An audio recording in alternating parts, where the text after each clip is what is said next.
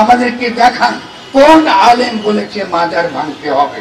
এদেশে যে ইসলাম এসেছে এটা বাংলাদেশের ইসলাম, এটাকে আরবের ইসলাম বানাবার চেষ্টা করবেন না। প্রথমত একটা ফৌজদারি অপরাধ ঘটেছে, এটা মাজার বনাম কি আপনার আমাদের ধর্ম এই বিরোধের ঊর্ধ্বে, যে সেটা হলো যে এটা একটা ফৌজদারি অপরাধ এবং এই অপরাধের প্রধান উদ্দেশ্য হচ্ছে এই এখনকার যে সরকার এসছে গণঅভ্যুত্থানের মধ্য দিয়ে এই সরকারকে প্রশ্নবিদ্ধ করা এবং এই সরকারকে উৎখাত করার চেষ্টা করা।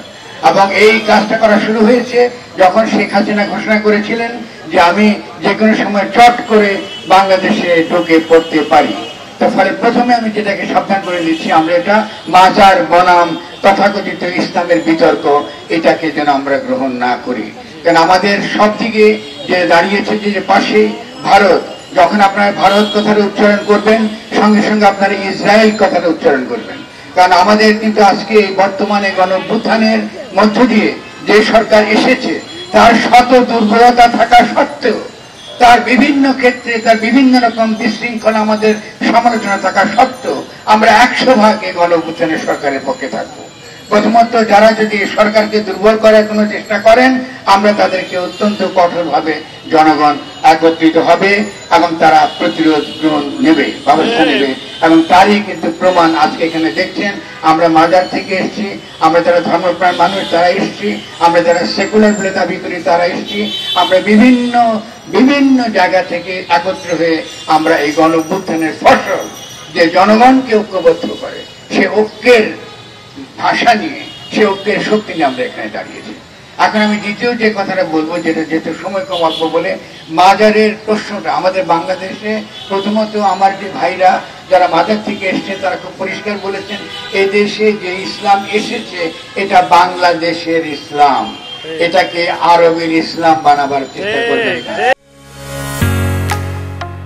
ঢালাইয়ের সেরা প্রিমিয়ার সিমেন্ট, এটাকে ইরানের ইসলাম বানাবার চেষ্টা করবেন না, এটাকে তার্কির ইসলাম বানাবার চেষ্টা করবেন না। বাংলার ইতিহাস একই সঙ্গে ইসলামের ইতিহাস। আপনারা এতদিন পর্যন্ত বাঙালিকে এক সময় আপনারা মুসলমান বলে অস্বীকার করেছিলেন, এখন আপনারা শুরু করেছেন যে তাদেরকে বাঙালি বলে অস্বীকার করা। দুটোই একই মুদ্রা, এই পিঠ আর দুই পিঠ, দুই রকম শত্রুর বিরুদ্ধে, দুই রকম ড্রাগনের বিরুদ্ধে কি করে লড়াই করতে হয় আমাদের তরুণরা কিন্তু দেখিয়ে দিয়েছে। মুখ দুমুখ ড্রাগন যেটা আজকে আমাদের সমাজে এই হাজির হয়েছে, এই ড্রাগনকে আমি বলবো আমাদেরকে মোকাবেলা করতে হবে লম্বা সাংস্কৃতিক লড়াই, লম্বা ভাবুকতার লড়াই, লম্বা ভাবে দার্শনিক বুদ্ধি প্রজ্ঞার লড়াইয়ের মধ্য দিয়ে। শেষ যে কথাগুলো গুরুত্বপূর্ণ আমাদের বুঝতে হবে সেগুলো এই, আমাদের দেশে যখন আমাদের ধর্মকে বেহেশতে যাবার টিকিট, দোজখে যাবার টিকিট বা দুজখে যে যাবে না তার যে তথাকথিত পরোয়ানা বিক্রি করার যে ব্যবসা, যেটাকে ধর্ম বলা হয়েছে, এই ধর্ম আমরা বাংলাদেশে চাই না। আপনারা আল্লাহর তরফে কেউ এখানে হাজির নাই। বাংলাদেশে যারা মাজার ভেঙেছে আমাদের শায়েখরা, আমাদের শ্রদ্ধাভাজন যারা ধর্ম সম্পর্কে আমাদেরকে অনেক ভালো জানেন, তারা পরিষ্কার আমাদেরকে বলেছেন আমাদেরকে দেখান কোন আলেম বলেছে মাজার ভাঙতে হবে। আপনারা তারা কোথা থেকে এসছেন, আপনারা কোন ইসলামের ধ্বজা নিয়ে আপনারা দাঁড়িয়েছেন যে আপনারা মাজার ভাঙতে দিয়েছেন। আমাদের কোন আলেম যাদেরকে আমরা শ্রদ্ধা করি, যাদেরকে আমরা সম্মান করি, তারা পরিষ্কারই বলেছেন ইসলামে ফতোয়া দেবার অধিকার আছে, মত দেবার অধিকার আছে, আপনার বক্তব্য দেবার অধিকার আছে, কিন্তু মাজার ভাঙবার আইন হাতে নেবার কোন অধিকার আমাদের। তাহলে পরিষ্কার আমাদেরকে বুঝতে হবে এই শত্রুগুলা কারা, এই সকল বদমাশগুলো কোথা থেকে এসছে, যারা মাজার ভাঙতে নেমেছে, যাদের সঙ্গে ইসলামের কোনো সম্পর্ক নাই, যাদের সঙ্গে বাঙালির সংস্কৃতির কোনো সম্পর্ক নাই, যাদের সঙ্গে আমাদের কোনো প্রকার প্রজ্ঞা জ্ঞান চিন্তা তার সঙ্গে কোনো সম্পর্ক নেই। ফলে এই শত্রুদেরকে আমাদের পরিষ্কার চিহ্নিত করতে হবে, এটা আমাদের পরিষ্কার সকলকে আমাদেরকে মনে রাখতে হবে। সামনে বন্ধুরা অনেক বড় লড়াই আসছে, এই লড়াইটা বিভিন্ন দিক থেকে আসবে, বিভিন্ন ভাবে আমাদেরকে প্রতিরোধগুলো গড়ে তুলতে হবে এবং সেখানে সবচেয়ে বড় সংগ্রামের ক্ষেত্র হচ্ছে সংস্কৃতি। আমাদেরকে পরিবর্তনের সংস্কৃতি, শুধুমাত্র মাজার বিরোধিতা করলে হবে না, আমাদের নিজেদেরকেও বদলাতে হবে। আজকে মাজার সম্পর্কে যে নেতিবাচক দৃষ্টিভঙ্গি গড়ে উঠেছে, এটা কিন্তু এখন যারা মাজার ভাঙছে এরা কিন্তু করে নাই। আমরা কিন্তু ভুলি নাই যে সেকুলাররা লাল সারুর তত্ত্ব দিয়েছিল একসময়।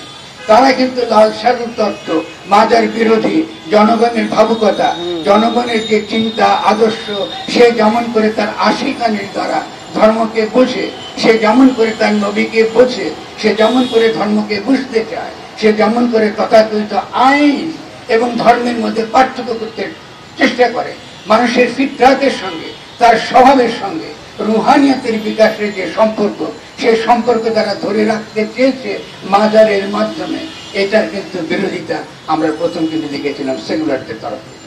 তো আমাদের সেকুলার ভাই বোনরা যারা এই কথার কথা ইসলামকে নিন্দা করেন, কথার কথা ইসলাম বিরোধী পজিশন নেন এবং কখনো ইসলামকে একটা দার্শনিক প্রস্তাবনা, একটা নতুন বিশ্ব গঠনের প্রস্তাবনা আকারে গ্রহণ করেন নাই, আমি দয়া করে বিনয়ের সঙ্গে বলবো এই আজকের বর্তমান পরিস্থিতির জন্য কিন্তু আপনারাও কিছুটা দায়ী।